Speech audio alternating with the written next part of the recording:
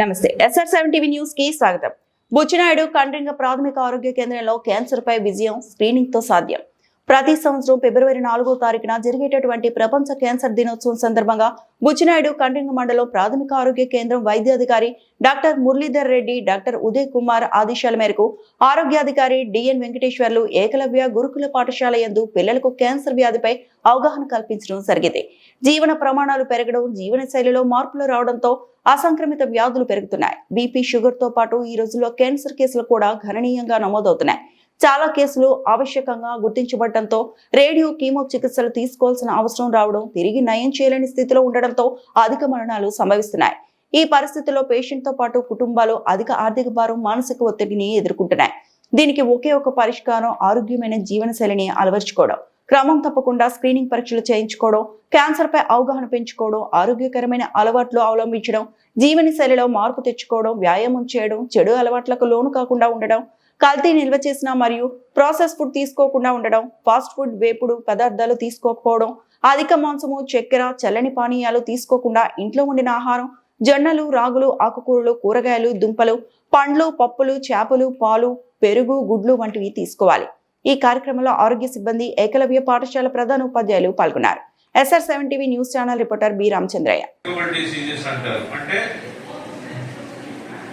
అసంక్రమిత రోగాలు అంటారు.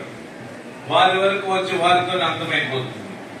అదే ఒక టైఫాయిడ్ జ్వరమో లేదంటే ఒక మలేరియా జ్వరమో ఉంటే అందరికి అంటుకుంటుందా లేదా? కానీ షుగర్ నాకుంటే నీకు వస్తుందా?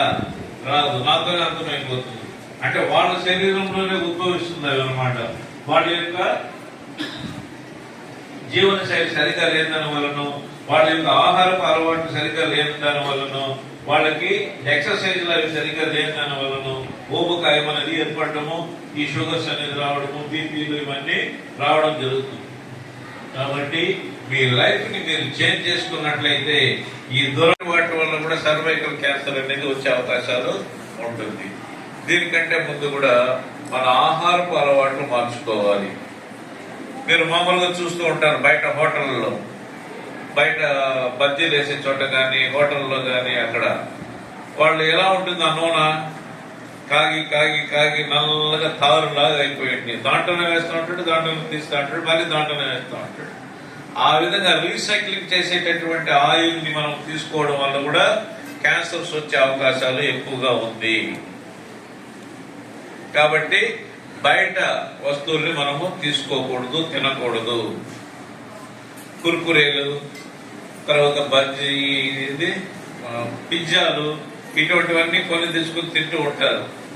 వాటిలన్నిట్లో కూడా ఇవి ఈ రీసైక్లింగ్ ఆయిల్ వాడే దాని వల్ల క్యాన్సర్స్ వచ్చే అవకాశాలు ఉంటుంది.